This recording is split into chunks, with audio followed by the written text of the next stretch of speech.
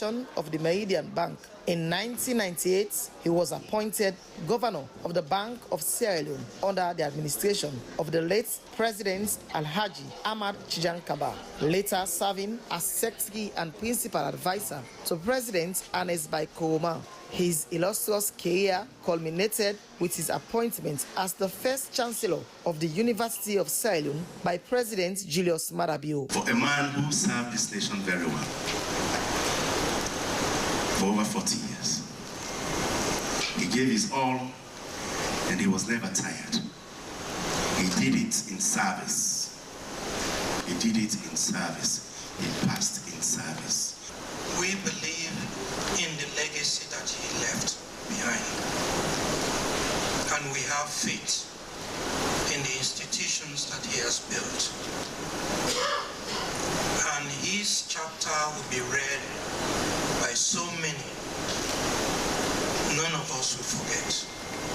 Socially, Dr. Koroma was known for his warm personality and leadership across various social circles. He served as president and captain of the Freetown Golf Club, president of the Rotary Club of Freetown, and was an active member of both the Old Prince-Williams Association and Aqua Sports Club. Same functions ever, we would start sharp. We started exactly when the clock struck 8. Those evenings were special, full of laughter, conversation, a table always prepared with love by Auntie Anne. It wasn't just about the food. It was about friendship, warmth, the small traditions that made life meaningful. His eldest son, Wusu Bai Koroma, wept while speaking about his father's character and love for his family. Brought a joy to my life that was truly priceless. He loved seeing the family grow. These moments are treasured gifts, and his grandchildren will carry it as part of their inheritance. Speakers highlighted Dr. Koroma's humility, visionary leadership, and unmatched contributions to Sierra Leone's financial and educational institutions. International development institutions, Dr. Koroma championed the participation of all Sierra Leoneans in the nation's financial system. Dr. Koroma's enduring contribution to education and public service also deserve recognition. Commitment to nation, a commitment to excellence, and a commitment to service. But he was also a man with a social side. In a parallel gesture of respect, the management and staff of Union Trust Bank Limited held a separate laying-out ceremony at the bank's headquarters for their founder and chief executive officer, describing him as a mentor, patriot, and pillar of Sierra Leone's banking sector. Dr. James Sanfa Koroma's enduring legacy as an educator, economics, and national builder continues to inspire Sierra Leoneans across generations. His life story stands as a testament of excellence, patriotism, and dedication to national progress. For SLBC News, Jonathan Turner reporting.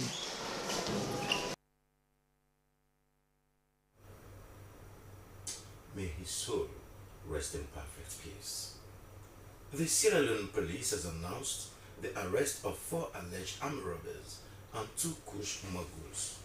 They also gave an update on the drug saga involving Sierra Leonean artist and politician Natasha Beckley. The police made the disclosure at the weekly press briefing.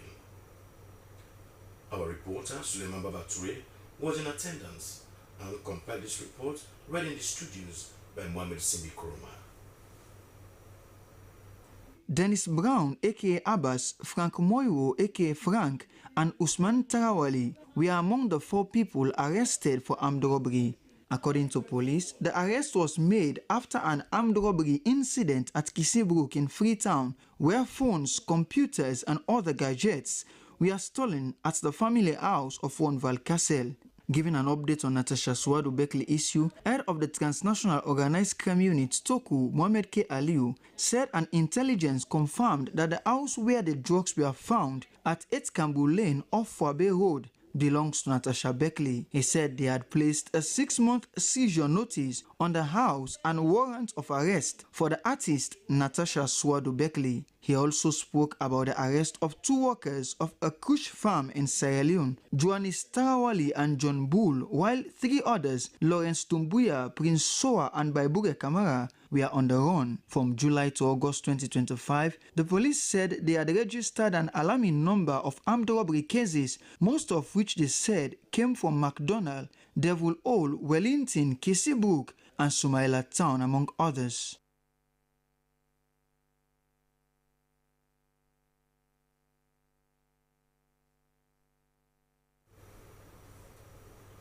Amnesty International Sierra Leone has ended a 2-day training for women drawn from its regional network.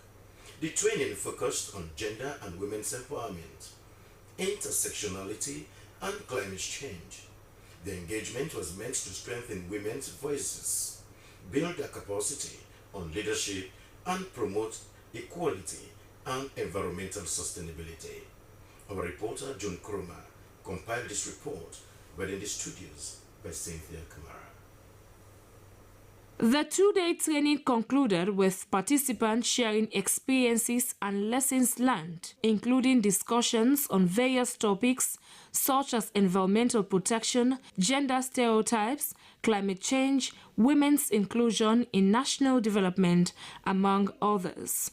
The training session also included an examination of key provisions in recent gender laws and policy frameworks in Sierra Leone. According to one of the facilitators, Francis Madani Jabati, the Jury Act ensures that women's representation in decision-making processes is felt in every institution across the country. It's very important because seeing more women in public offices brings a kind of and contributes to the economic development of our country, and even the governance architecture will be improved.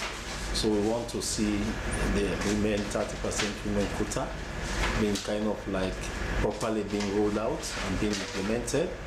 Of course, the government is doing very well in terms of having the 30% quota, but then they really need to do more. The campaign and growth officer of Amnesty International Sierra Leone, Jaya Kaikai, said the capacity building training was one of the strategies employed to address the intersectional impact of climate change on Sierra Leonean women. He added that the training serves as advocacy efforts to support women's empowerment issues in all regions.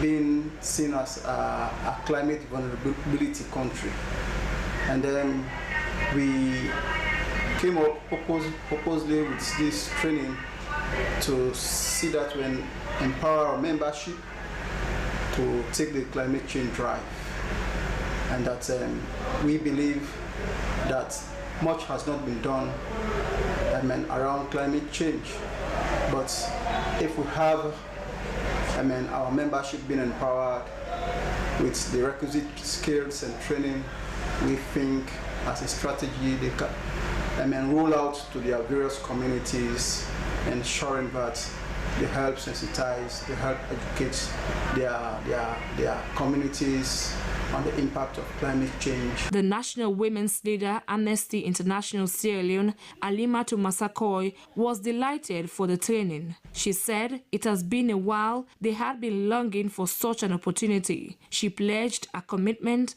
to train other women on the knowledge they had gained. After this training, first we're going to call all the women leaders and brainstorm of what we have learned, because we have learned a lot this 2 days workshop in capacity building. That was our cry.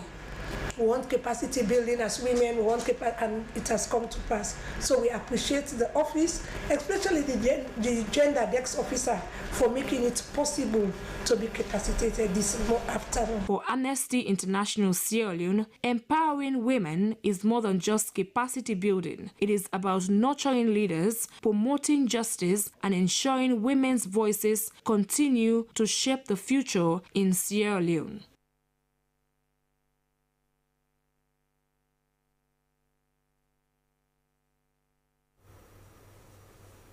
Earlier, Amnesty International Executive Director Solomon Moses Sobani has called on women to take his stand against climate change while taking conscious steps to curb negative human activity hazardous to the environment. He was speaking at the National Secretariat on Main Motor Road, Congo Cross in Freetown during the opening session of a two-day capacity building seminar on gender, women's empowerment, intersectionality, and climate change for female members and other stakeholders. Dennis Fraser has the detail. All that thing they do. So now we as women now for watch for complete.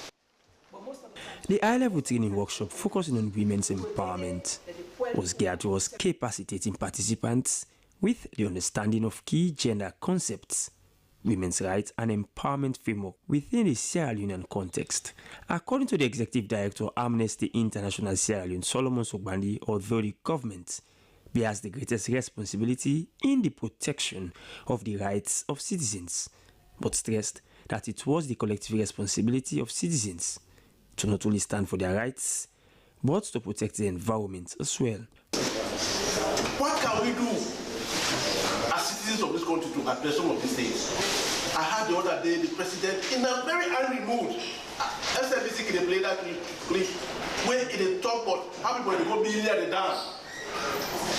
How can you imagine that dam where in the water go down? What can we do as women of Amnesty International to make our own contributions in terms of climate change? What are we going to do? This is why we are here today. Participants who had the opportunity to share what they had learned with others in a group presentation expressed delight for the timely training workshop, which they say had provided them with immense benefits.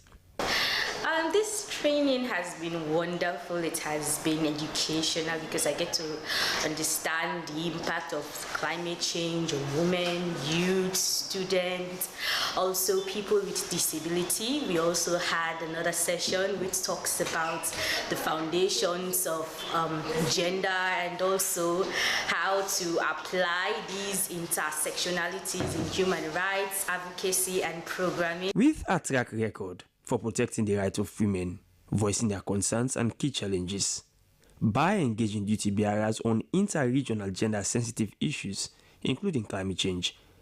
The exercise by Amnesty International Sierra Leone was informed by research for prompting action focused on preventing and ending grave abuses against women and girls. SLBC, Dennis Fraser reporting.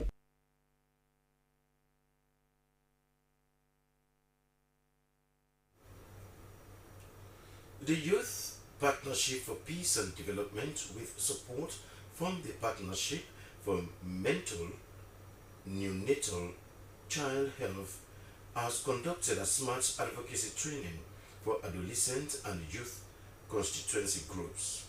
The training aimed to strengthen youth-led advocacy in advancing the agenda for action on adolescent commitments. Our intern reporter, Alhaji Amaduba, filing this report. The Youth Partnership for Peace and Development, YPPD, is a non-profit organization focused on empowering young people and their communities to overcome exclusion and poverty for sustainable development.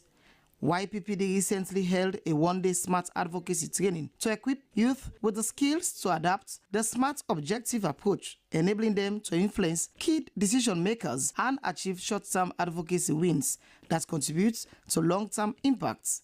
But how important is this training for participants? We expect at the end of the training that participants will have enhanced knowledge on the, collaboration, and we also at the end of the training to see how best they have better understanding about the AA agenda, and also we want to see how best they could enhance participation and partnership to see how best we could advance the agenda and its commitments. Smart advocacy actually tells you, even before starting your advocacy, what you have to consider, assessing the landscape, the approaches you are going to use, and most importantly, time bound. So today from this training I've learned that it's not just about raising awareness, but it's about effecting the real change, and that only comes by measuring your advocacy what you want to achieve and specifically know the time that you want to achieve that goal.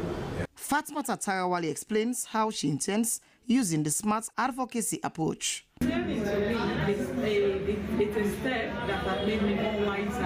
I plan to apply smart advocacy both at my workplace and in my community to ensure my objectives are clear, specifically defined, measurable, and time-bound for greater impact. It don't help me to understand, for say you can even make an objective as an activity. The training aims to equip participants with practical skills to engage stakeholders and influence youth-related policies effectively.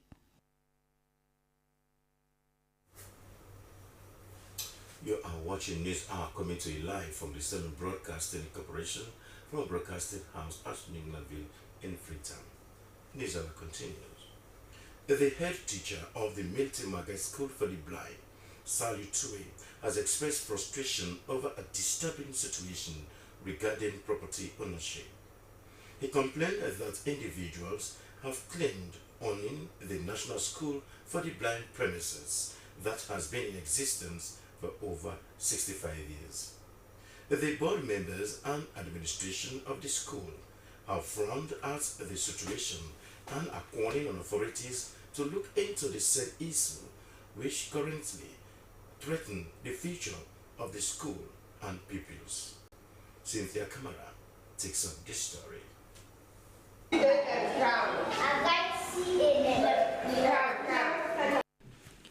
Here at the Milton Magai School for the Blind, teaching is effective, binding the commitment of teachers and pupils.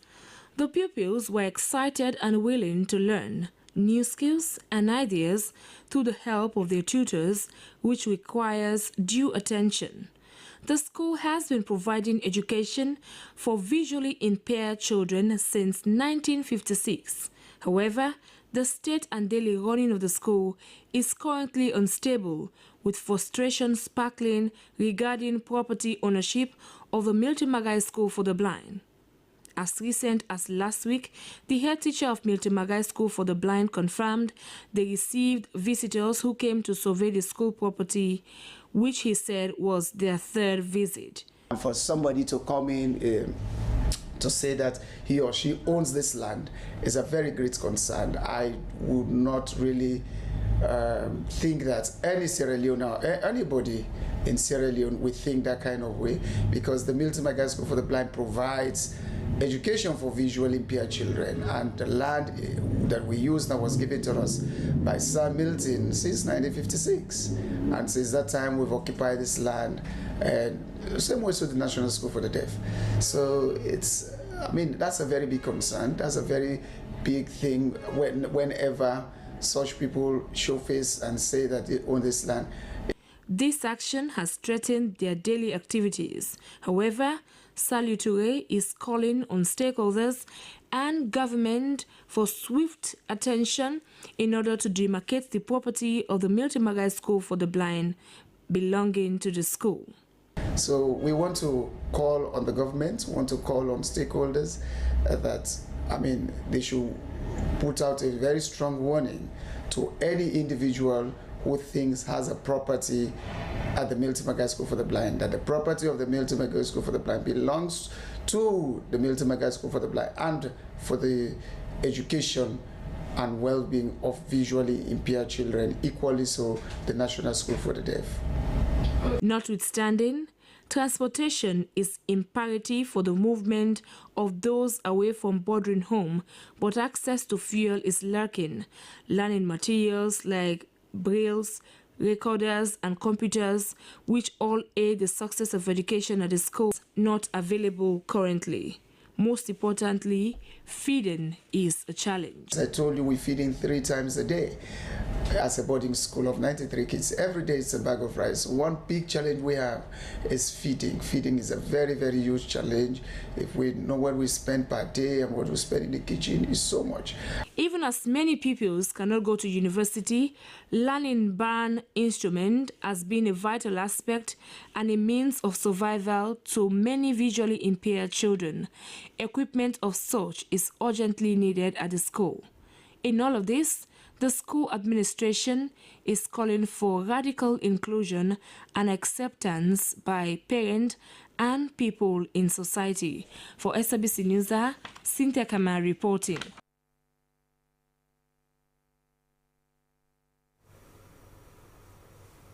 Faced with delay of subvention by the government, pupils at the National School for the Deaf have resumed school. Aside the daunting task of teachers in rendering their services to special need pupils lies the infrastructural constraint of the school.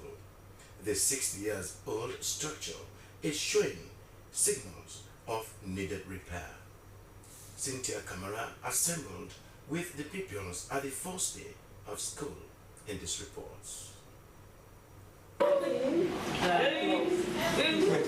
Like other schools, pupils at the National School for the Deaf resumed after months of recess. They greeted one another using sign language and wore warm smiles on their faces that showed excitement for a new school year. The National School for the Deaf continues to contribute immensely to the growth of these children with special needs. The head teacher, Winifred Kamara Cole, highlighted the significant role the school plays in grooming these children.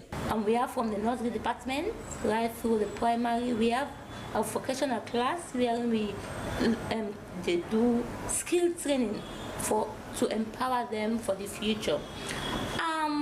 We do our extracurricular activities, we do sports, we do our Thanksgiving, we do have our carol service for the children to feel belong and to know that they too can be placed in society. However, behind this significant contribution lies multiple challenges that affect the seamless running of the school. Winifred Kamara Cole, the head teacher, stated some of the challenges that affect the operations of the school, including infrastructural constraints of the 60-year-old structure. We need infrastructure facilities. We want them to have vocational center because we want to increase on their vocational skills. We want this place to be modernized because we need space. We want to be doing so many activities with them. This is a reflection of not just how old the structure is, but the leaking nature of the roof anytime it rains, causing inconvenience to the learning outcome. Having teachers that will add to the already sign language teachers the school had is among the plea of the head teacher. And we do have sign language dictionaries to take us along. But we love the government to bring in people from abroad to teach the sign language so that Sierra Leoneans will be offended with it. So there will be a lot of sign language interpreters, especially when they go to the hospitals, when they go to the police and the courts, in these public places. And we also need our boarding facilities. There are so many children who want to come to this school because some of them live fast, Botalu, Bokel, some are living in the provinces. We cannot accommodate them here because there's no boarding facilities for them. Learning sign language is perceived by many as difficult, but Mabel Calon is encouraging teachers on payroll to come on board. Coming here is a privilege, it's an opportunity for you to learn the sign language. When you interact with the children, you interact with even those of us that know the sign, you interact with us, you will learn the sign. It's a very good language to learn. And these children are very loving. Please, we are calling upon teachers, especially those of you that have PIN codes, those of you that have finished college, that you are saying, oh, I want to teach. Just come. to National School for the Deaf because we're having problems in having teachers. Active operation continues in the midst of these challenges with the commitment of teachers to ensure knowledge is passed to these special needs children. Authorities of the school are therefore optimistic to see a change as the year progresses. For SLBC News, Cynthia Kama reporting.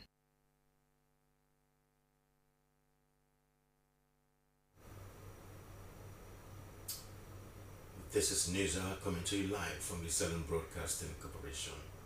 We now take stories making headlines around the world.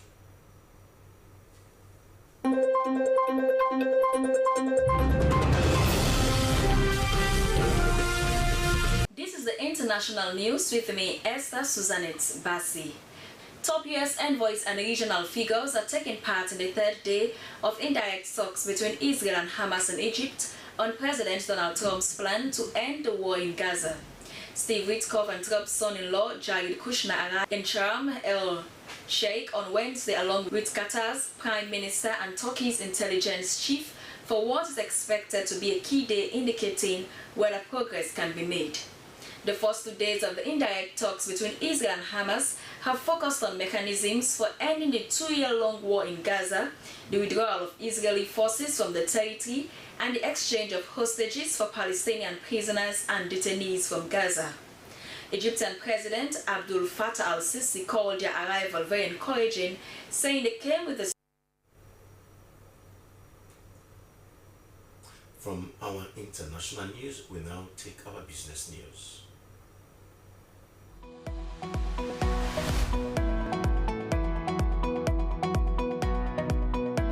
Hello and welcome. This is Business Update. This segment brings you the insight in business and its contribution towards impacting the economy. I'm Moses Conte. In today's edition, Sierra Leone's Estate Management Company Limited has engaged traders who are about to occupy the newly constructed Seragan market.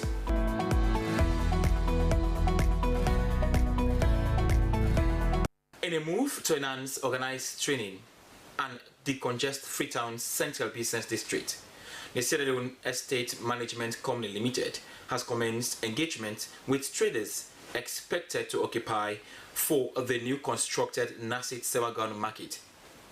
The Sierra Leone Estate Management Company Limited has told the traders that registration and other processes are expected to be finalized in the coming weeks for the full operation of the market.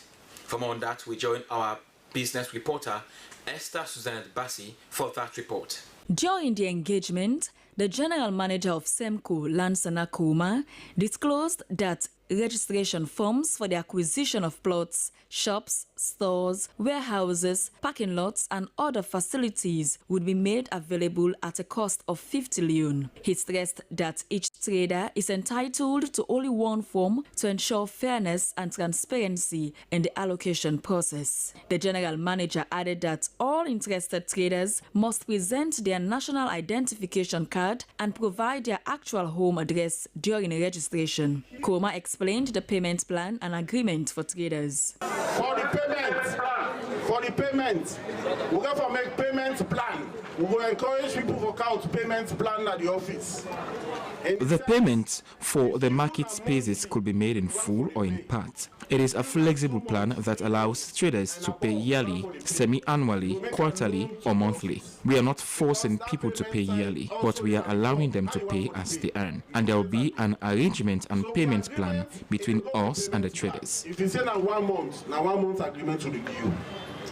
President of the Traders Union, Vandi Lansana, lauded SEMCO's engagement as a laudable move and pledged the union's support in maintaining the market standards. He, however, appealed to the management to prioritize traders who previously operated at the Sewa grounds before its reconstruction in 2012, noting that they had waited patiently for years. The company considered our membership. They consider our membership. There are a lot of membership who were here before that we removed here before the construction took place. So those people are priority, and we've established the fact that they are priority, right? So we have a good number of traders that want to occupy this facility. It's a transformation, it's a new idea, it's a new innovation, and we welcome that particular innovation and transformation for our people. Madam Fudiagbla, chairlady of Sewa Grounds Traders, expressed appreciation for the flexible payment structure, saying it would allow traders to plan their finances effectively. So all that part they put so for we really appreciate. We are okay with the payment plans because it is reasonable. We appreciate Senko for the adjustment of the payment plan. They also assure that we are not going to be responsible for the light bill, as all are part of any payment. There are many other facilities for traders. Not your responsibility. Then the other facility, then when they go na money 8 o'clock, when they open 8 o'clock, then 8 o'clock na it's 9 in the evening, 9 in the lock the shop. Similarly, Chairman of Golden Street Traders, Idrissa Kamara, welcomed the development, expressing relief that street vendors would finally have a more organized and safe place to sell their goods. Plan where the past government said they don't start. Now, this government can't do finishing. We appreciate both the past and current governments for the construction of the Sewa ground market. As traders, we are tired of selling on the streets. We are happy and we are going to talk to our members to keep the place decent at all times. But then we will still talk to them, let them take courage, let them be. Let the place get what you forget. The move is expected to revitalize trade at Sewa Grounds and provide a clean, secure environment for both traders and customers in the heart of Freetown. For SLBC Business News, Esther Suzanette Bassi reporting. Many thanks to you, Esther Suzanne Bassi, for that report. Well, that's all we can share in today's edition of Business Updates. I've been your presenter, Moses Conte. Keep watching.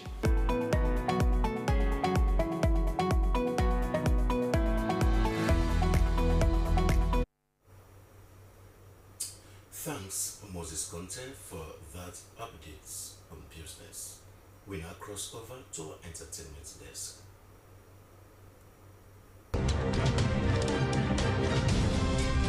Hello and welcome to exciting entertainment news with me, Abdul Mansare. In this edition of Entertainment News, we had an interview with Gambian fashion designer Ismaila Jallow. And of course, Cardi B allegedly accepts to pay Offset spousal support. And now, Ismaila Jallow, a Gambian talent, renowned for his contributions to both fashion and filmmaking.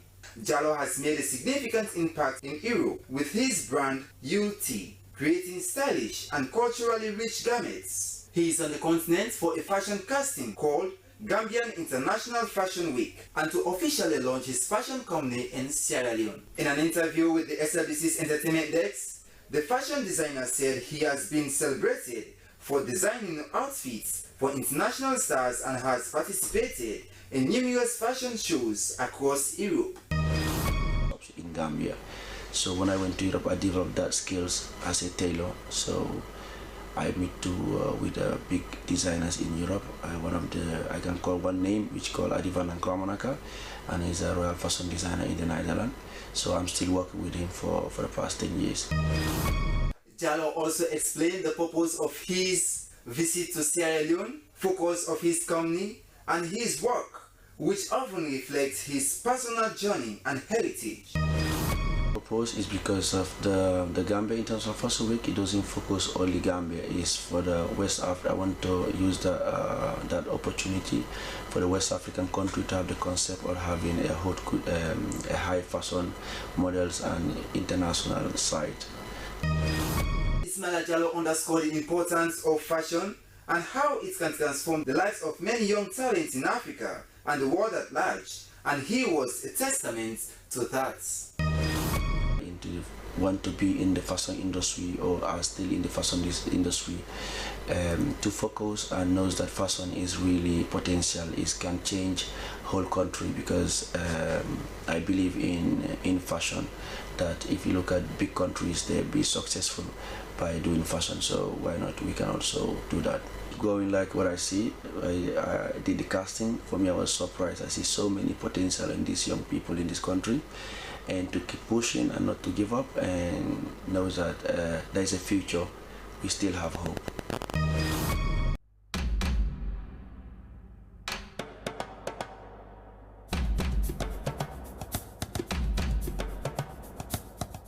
Gambia International Fashion Week is more than just a fashion event. It's culture. It's a revolution.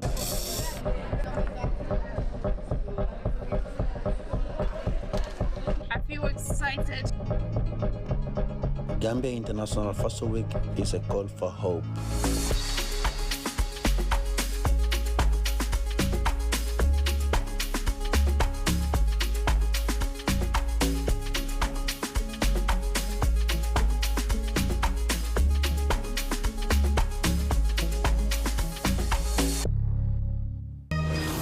Wow, so inspiring.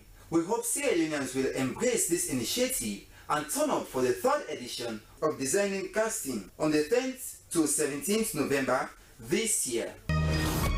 Away from that, Cardi B, one of America's hottest female rap stars, who filed for a divorce from her legally wedded husband Offset, has reportedly agreed to pay Offset multi-million-dollar spousal support as part of their ongoing divorce settlements, according to several gossip outlets.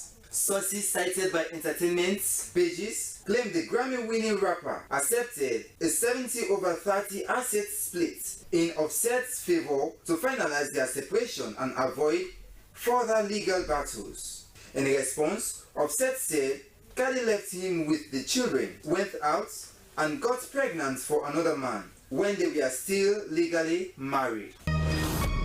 This is actually the first time a man is doing this. What's your own take? You can let us know. And finally, the Sierra Leone police has declared musician Natasha Beckley wanted on an alleged substance issue. Things are still happening, and we'll give you more updates as things unfold. Well, that's all we have in this edition of Entertainment News, and I've been your presenter, Abdul Mansari. Bye-bye.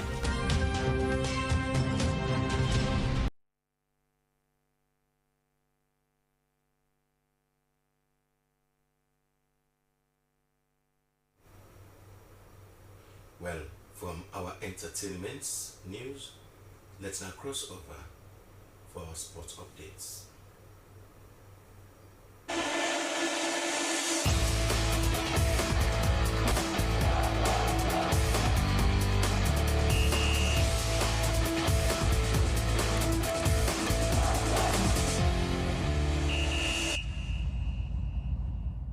Thank you very much. In this edition of the update, Mercury International Betting Company has confirmed it has paid a winner of the 8 p.m. late national draw.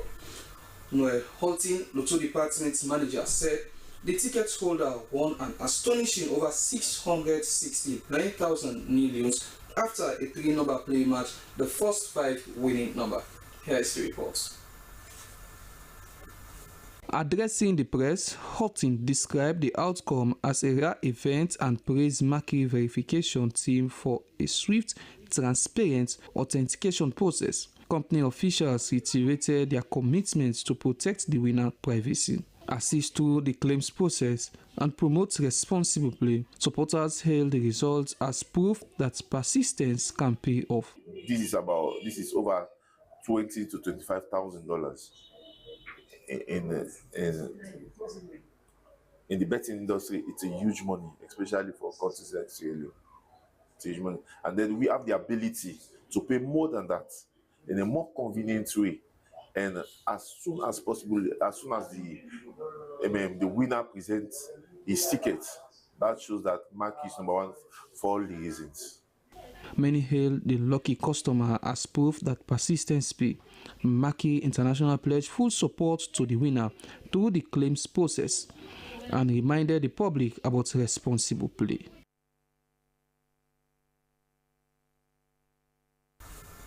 And now we move out to the international scene. Blackburn Rovers have confirmed forward Augustus Carbo, who played the full match in Sierra Leone 1-0 loss to Burkina Faso, has returned to England and will miss the upcoming Djibouti clash. That's your updates. Thank you very much for joining me. I am Mohamed Lamitwe, and goodbye.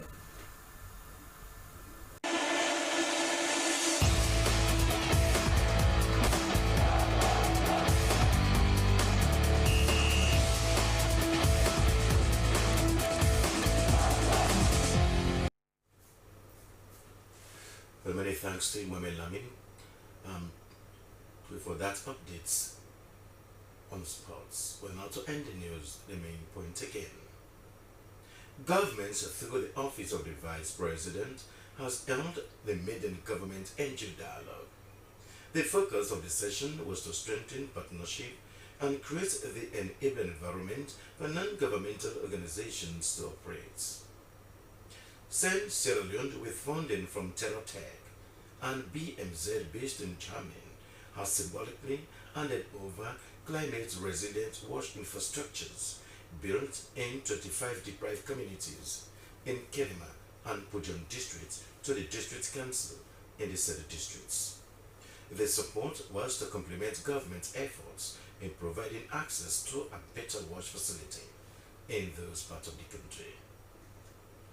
And the Freetown City Council has held a solemn civic laying out ceremony and signing of the Book of Condolence in honor of Dr. James Sanford Kuruma. The late man was a distinguished statesman, economist, banker, and public servant. May his soul rest in perfect peace. Well, all that we have for you in this edition of News Hour, which came to you live from the Salon Broadcasting Corporation from a broadcasting house out in Newlanville in Freetown. Continue to be a public broadcaster. News Hour returns tomorrow at 8 a.m. Continue to be a public broadcaster. If not, have a nice rest. Goodbye.